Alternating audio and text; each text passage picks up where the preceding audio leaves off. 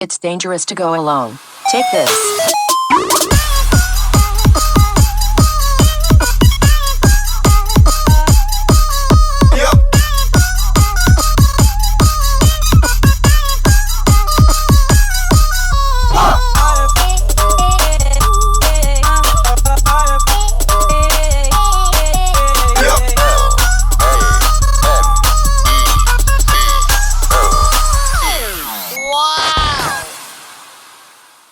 And welcome to the realm of geekdom. This is nerd breaking news. The new teaser trailer for Clayface came out, and we're gonna go ahead and watch it and react to it.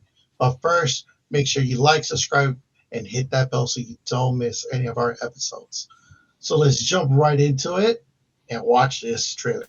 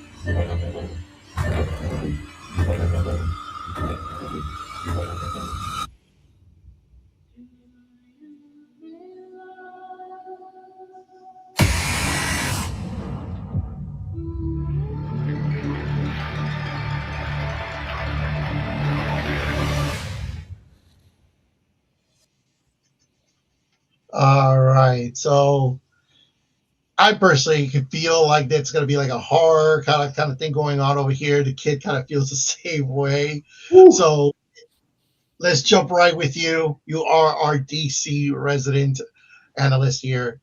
Tell us It, what give it, you it this. feels like I feel like a little bit of Larry David, right? Like the land of uncomfortability, right? So it feels uncomfortable. It feels like the Joker a couple years ago, not the one with Lady Gaga, the original Joker. It feels, and it's coming out in October, right? It was initially for September. Now it's coming in October.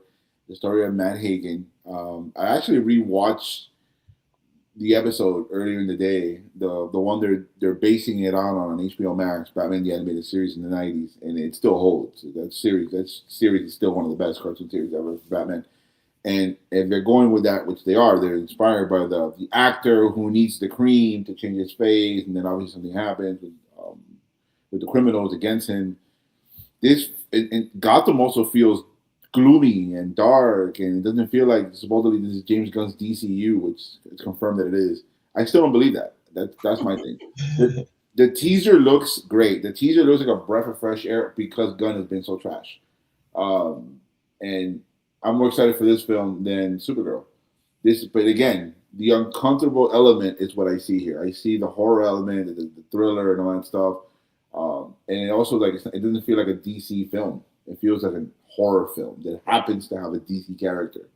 We'll see if Bruce shows up in here. I doubt it. I wouldn't want him in this.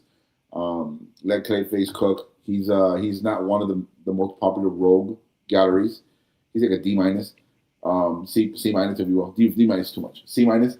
But the casual people don't know him, and I think this is the introduction to Clayface, and I think that's what's going to sell the movie more because you know the most famous rogue villains, and I think this is what Batman also needs. Change it up, like let's get somebody else here. So yeah, it looks great. It looks horror. We'll be there day one. It looks great. Yeah, and in a sense, like it even feels like this film is a standalone in its own. It doesn't even have to have that DC tag on it, and it could be a perfect Halloween film to watch because it's in October. It kind of just fits in. So I thought that's pretty cool. Like I really like that. So I'm really interested to see kind of learn more about Clayface because I don't know him as much. So this movie seems very very interesting. Eagle.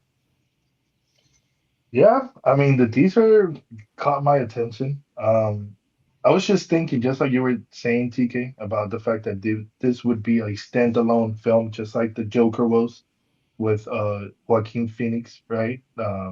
was it was DC, but it was not part of the universe they were trying to create.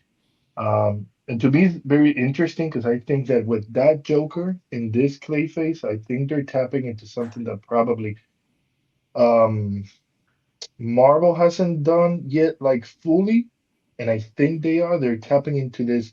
Is this horror? Are we making it more dark than it would be just to get into this genre and basically attract those moviegoers and people who would be interested in that type of movie, in those type of movies, and then people who, like the kid said, do not know the character itself, but would be interested just because it's a horror film or it looks really, really dark. Mhm.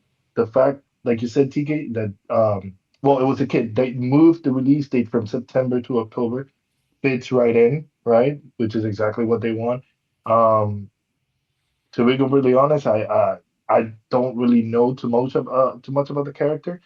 But we'll see. I give it a shot. Just like the Joker film, right? It's the same situation. It will be separate from the Mhm. universe.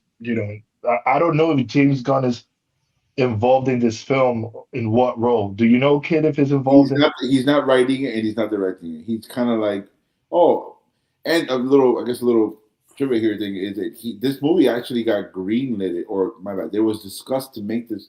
There was discussion to make this film before Gunn was hired in DC. That's how long the DC been dying to make this film. And another thing is, it's kind of interesting. We always talk about Interesting. Spidey and Batman, right? Like, who has the best rogue villains? We've seen now Joker a couple years ago with Joaquin Phoenix win an Oscar, $1 billion. The Penguin kill it, and then Spidey's Craven and all these ones say L. It's interesting because Sony did this, and you got to be careful. But because Sony did it with Craven and these other people, and Venom was a mid success. So I guess that's the only caution. If you go full Mhm. villain here, That's true. yeah. That's true. Hey, Professor, your turn. So the movie's done. The movie was written by Mike Flanagan, and he's the guy who did Midnight Mass and that whole series on Netflix. And like when it comes to horror and plot twists, he has that thing mastered. Like that is his thing. Now, the thing with Clayface is, as I look at his face, he reminds me more and more of the Question from DC in terms of how his face ends up going. And the Question has to be the most interesting DC character that I think nobody's ever heard of. The idea literally of a detective with no face at all. And if and if they end up going that route, that solves the but this is a villain problem very quickly. And it gives you a character that you can actually root for towards the end of the movie. Or if I'm just all the way wrong and it just ends up being a traditional Mike Flanagan movie, that's perfectly fine too. I think people will enjoy that in the theaters because Mike Flanagan is just he's a literal genius. If you're not familiar with his horror work on Netflix, I strongly recommend that you all start a whole Mike Flanagan binge over the weekend and see what that man can create because his movies are nuts, completely nuts. And If they're they had to pick one, which one would you recommend? Midnight Mass because of the plot twist of that movie. When you find out what the monster is, you're going to be like, and then if you were raised a certain kind of way, you'll realize that it actually makes sense. Yeah, and I'll Does leave this, it at does this movie remind anybody of Darkman? Right, a little bit of that. Darkman. Right, with It Sam does. Raimi. It's a It does. 1990 film where Sam Raimi did with Liam Neeson because he's covered with the bandages, so it reminds me a little bit of Mm-hmm. that. Also, right, Two Face when the coverage of the bandage and Yeah, everything, right? good Um, catch. and again, it feels like this is Robert Pattinson's Matt Reeves. The Reeves Mhm. first. It It doesn't feel does. like it's done. It feels like it's sort of. I don't know what you're going to argue, and I'm going to agree with you, Professor. But I'm just saying, tonally, aesthetically, it doesn't match David Cornsweet's world that we just saw. Damn kaiju, and then we're going Well, to go to Clayface. I'm not arguing with you at all. What I'm No, saying, I'm saying the whole not connected thing. I agree. what I was gonna say is what happened is Matt Reeves made a phone call to his friend Mike Flanagan because the two of them have very clear styles. He said, "Bruh, I need you to go ahead and make a movie in my universe, but go say it's in this guy's universe so we can get it greenlit." And he said, bro, no problem. I got you. You're gonna And tell me that clearly there was some kind of a conversation there. you're gonna tell me like what the image that you showed in the beginning of the trailer where he's covered, right? In the beginning before you press play, TK, you're gonna tell me you can't picture behind him a slow walking Robert Pattinson full gear as Batman. It matches. It connects. But whatever. That's just in a perfect world. Yeah.